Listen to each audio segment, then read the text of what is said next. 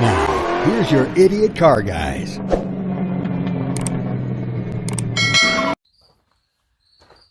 Hi y'all, Jeff here with Idiot Car Guys, and this is also going to go on my YouTube channel of Jeff's Cars.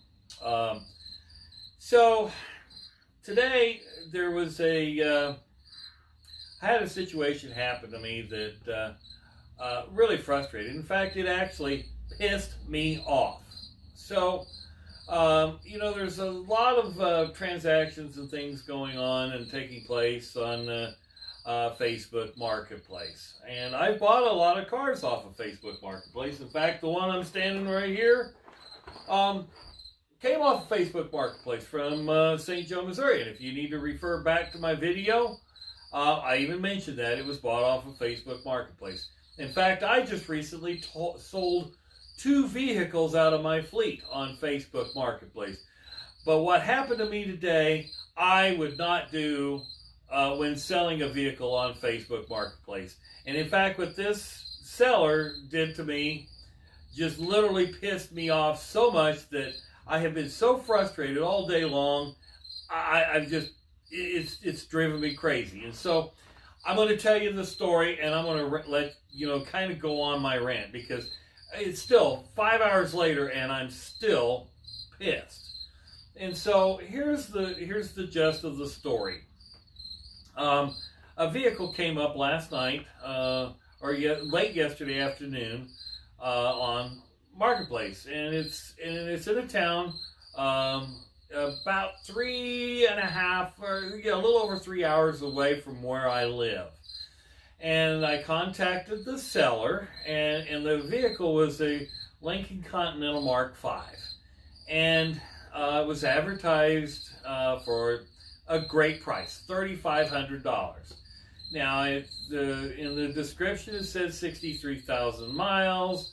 The pictures of it weren't the best quality, but you could see there was some things that I had questions on, like underneath the white vinyl there was something that looked gray.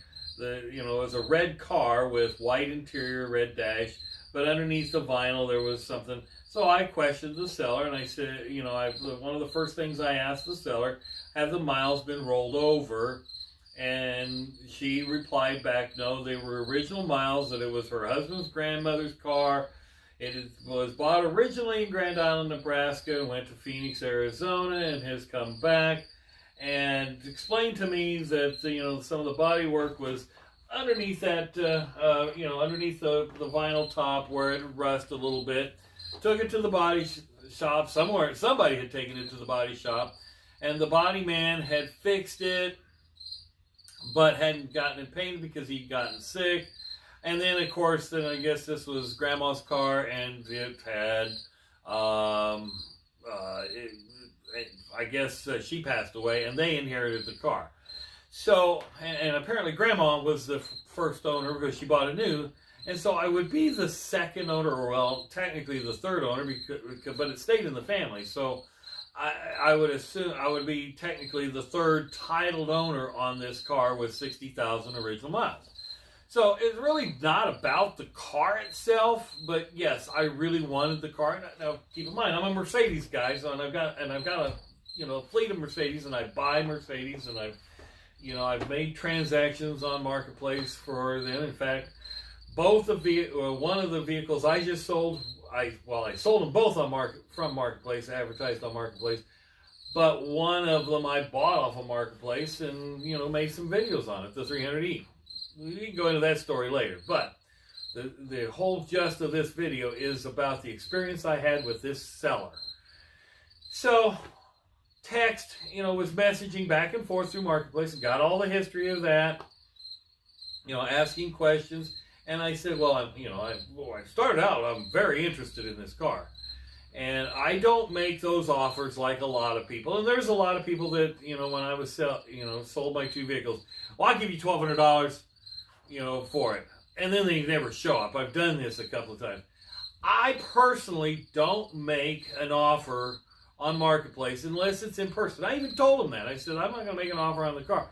I want to set up a time. And I said, I can be there at 6 o'clock on Friday. And today is Friday, and this was Thursday evening that I'm sitting there texting back and forth, asking questions. She actually sent a couple of extra pictures. I requested 3 or 4 more pictures. They took a couple more pictures and sent them to me, and I said, I'll be there at 6 o'clock. I said that 2, I think even 3 times in the text messages, that I will be there by 6 o'clock today. Today, this morning, about 10:35 or 11 o'clock, somewhere in that area, I get a message on the text message saying they sold the car this morning. I go, what? I reply back, are you serious? We had an appointment set up. People, as a seller, somebody came over, I guess they got cash happy. Well, yeah, somebody came by, we sold it a full cash offer. I said, seriously? And so then I took a picture and sent back. I said, well, here's my money. Here's the $3,500 for the car. I sat there and I took a picture. Well, I had a full cash offer too. I was coming to your place. I don't make the offer until I arrive and show up. And yet you sell this car out from under me after we made an agreement with an appointment. Facebook sellers out there, when somebody does make a commitment and an appointment with you at a certain time, don't sell the damn thing out from under them. I was livid, so I sent her back 2 dadgum bad, some very upset, very disappointed messages. And then on top of that, before she had marked it sold, I sent a buyer reply back, or a survey back on her the marketplace, and it says, are you the buyer? And I said, no, I'm not the buyer, but I'm going to put a buyer beware of this seller in the future, because don't make a commitment with them, because they're going to sell it out from under you. I couldn't get to Grand Island. I live in Tacoma. I had to work today. I couldn't get to Grand Island until after work today, make arrangements to have somebody come with me, because I even asked in one of my, the questions back and forth, I said, will the car make it from Grand Island? Because it obviously sat, for a period of time. The headlight, how a Lincoln Mark V has the headlight covers that go up and down. Well, apparently, because it was shown with the headlight covers up and the car was off, she said, yeah, they go down when the car's running, but then they turn off. And I said, oh, so we got some rotten, or some cracked vacuum lines, because that's what usually causes that. I used to have a Thunderbird that, had the same thing, and that's usually the cause of it. But yet, doggone it, sellers out there, I get it. You want the cash. It's the quick self-satisfaction. But when somebody makes a commitment to you that they're going to be there at a certain time, I get it. A lot of people make commitments and they don't show up. But, we're sitting here at 6 o'clock the day before, and I make a commitment for 6 o'clock the next day because I had to work. Why can't you honor that? So then when I stalked, did a little Facebook investigation, they're even the same age people as I am. Are you kidding me? You're a baby boomer age, and you can't rely on, you could have Facebook stalked me and look at my posts on my Facebook and, of the person I am. I mean, good grief, people. This frustrated me. Now, again, it's not about the car, but it is about the car. It's about the principle of the whole transaction. I mean, this has happened to a friend of mine where, he's made a commitment to arrive there, and he's, again, in my age group. What happened to the day of the handshake? Of course, this is electronic. I mean, we didn't have... I didn't make a cash offering. I could have sat there and made a payment to them and a deposit to them for them to hold it. But, now I'm glad I didn't, because I'd have probably kept my money and I would have never got my deposit back. These people, I tell you what, it's the quick self-satisfaction. I'm sorry for the rant, but guess what? This is happening all over the place. And so And was this a great deal? Yes, it was a great deal. $3,500 for a 1978 Lincoln Continental Mark V, in not pristine condition because it really needed some, little body paint work, and needed a complete cleanup for it to be worth it. But I was willing to get the car, spend the $2,000 it was going to take for the paint job, to get it all up to stuff, and be a car I'm proud of. It's kind of like, I had a family member that had one, and I really liked it because I had the same model year of the Thunderbird, and it's on the same platform, and I enjoyed the car. I drove it for a lot of miles. The point is this car was something I had been looking for a year, and I wanted a decent one. I've looked at some trashy ones, and I walked away. But this one was one that I really had interest in, and I made the commitment to be there at 6 o'clock on Friday. And today being 6 o'clock, today is Friday, September 22nd. It is 5:37. I should be arriving in Grand Island, Nebraska to pick up this car. But, oh no, 5.5 hours ago, 6 hours ago, I get a text saying, well, we sold the car. Really? I had the money, had all the arrangements made, and then, of course, I had to cancel.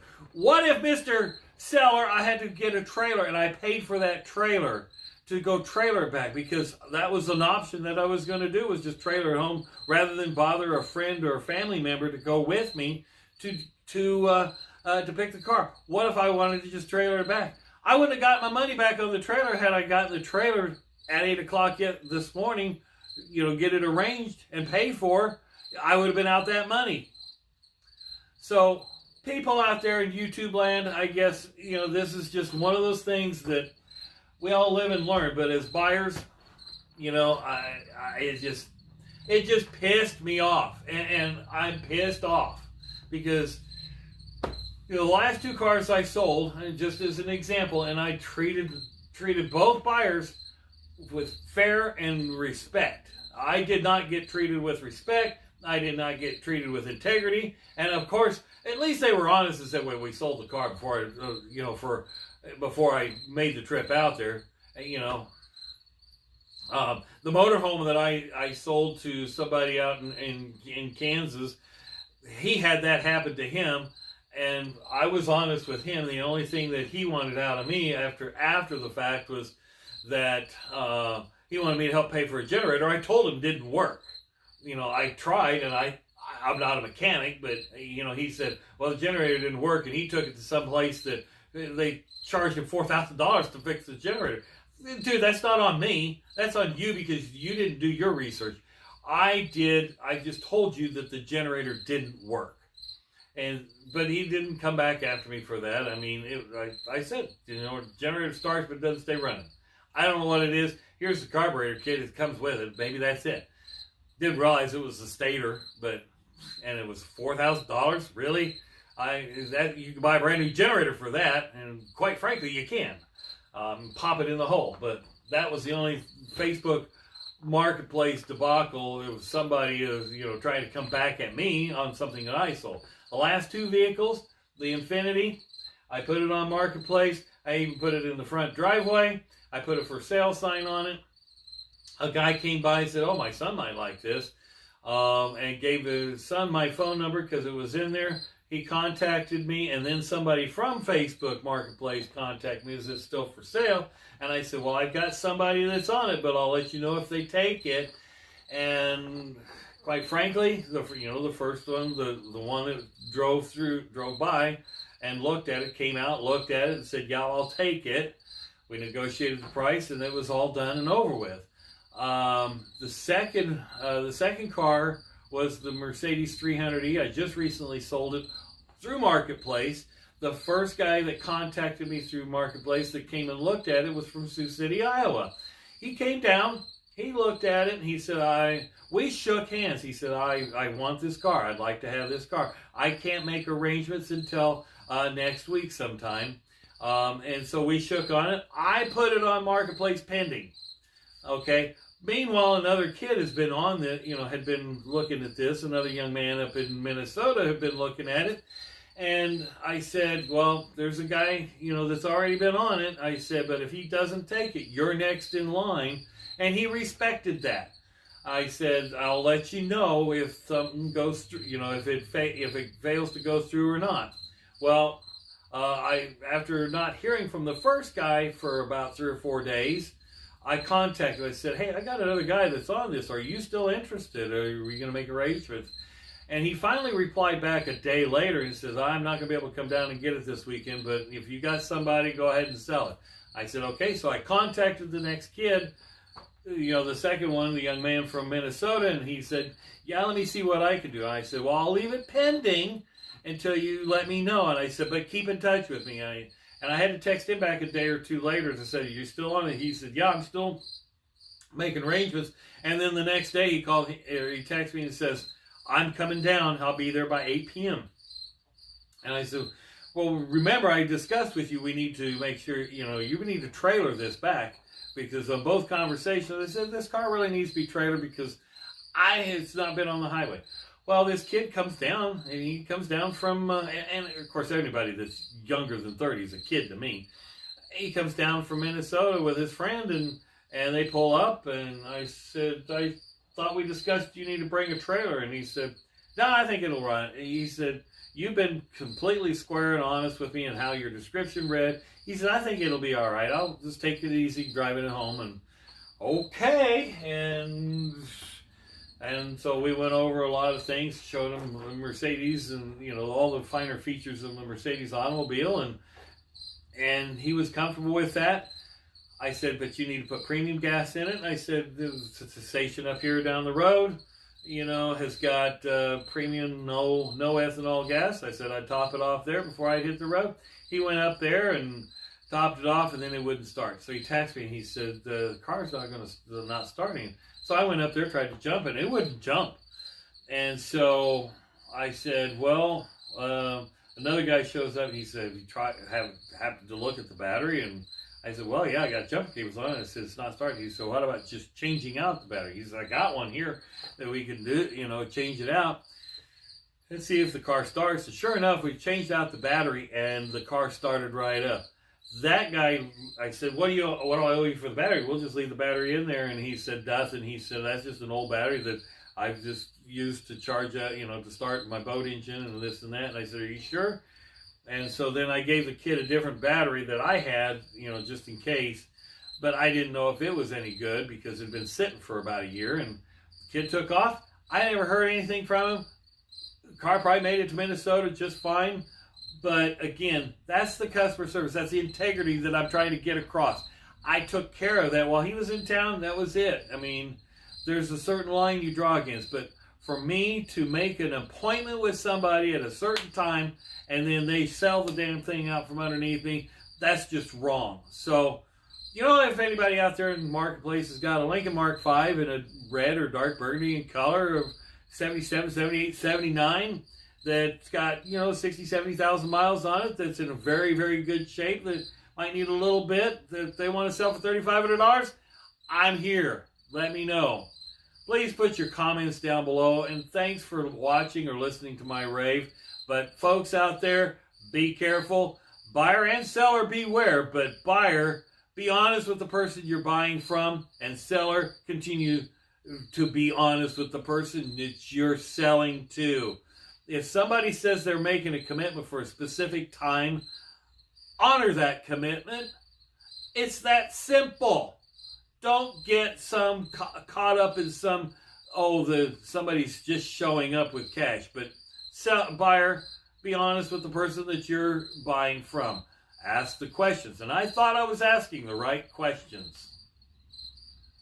Again, thanks for watching. Have a nice day.